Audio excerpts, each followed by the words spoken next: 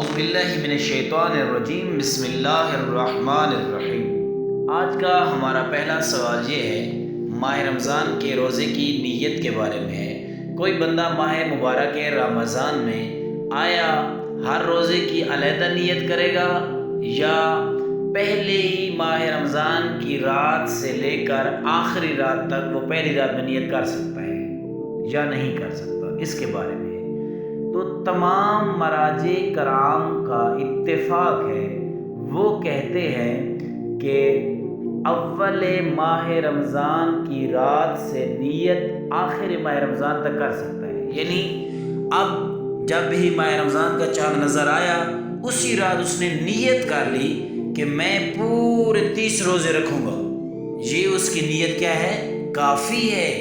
لیکن مراجع عظام فرماتے ہیں اس بندے کے لیے احتیاط مستحب یہ ہے کہ ہر روزے کی علیحدہ علیحدہ نیت کرتا رہے۔ اب دوسرا سوال یہ ہے کہ ایک بندہ ہے روزے کی نیت کرنا اس کو بھول جاتی ہے، یعنی ماہ رمضان کی شروع میں اس نے نیت ہی نہیں کی روزہ رکھنے کی، لیکن صبح جب اٹھا تو ظہر سے پہلے اسے یاد آیا کہ میں نے تو نیت روزے کی نہیں ہے۔ اب اس کی تکلیف کیا ہے، اس کے بارے میں کیا حکم ہے، وہ کیا کرے؟ تو آغا تبریزی اور آغا وحید کے علاوہ باقی تمام مراجع یہ فرماتے ہیں کہ اگر اس نے مبطلات روزہ میں سے کسی مبطل کو انجام نہیں دیا تو پھر کیا کرے؟ نیت کر لے، اس کا روزہ صحیح ہے۔ لیکن اگر مبطلات روزہ میں سے کسی مبطل کا اس نے ارتکاب کیا ہے تو اس کا روزہ باطل ہو جائے گا۔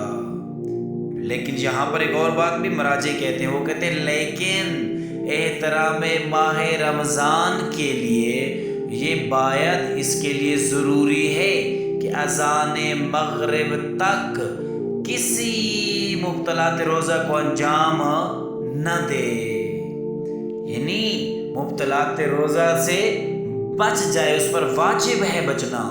اور یہاں پر کیا ہے کہ اس روزے کی بعد از ماہ رمضان قضا کرے گا۔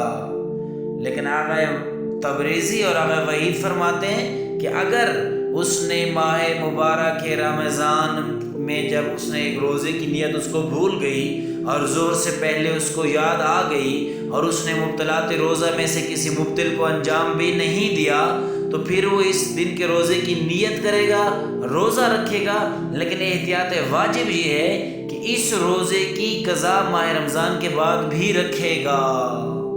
لیکن اگر اس نے مبطلات روزہ میں سے کسی کو انجام دیا ہے اس کا روزہ باطل ہے، لیکن ضروری یہ ہے کہ نماز مغرب تک یعنی اذان مغرب تک وہ روزے کو باطل کرنے والا کوئی کام انجام نہ دے اور ماہ رمضان کے بعد اس روزے کی قضا کرے۔ یہ تھے آج کے ہمارے 2 سوال جو ہم نے آپ کی خدمت میں پیش کیے ہیں۔ السلام علیکم ورحمۃ اللہ۔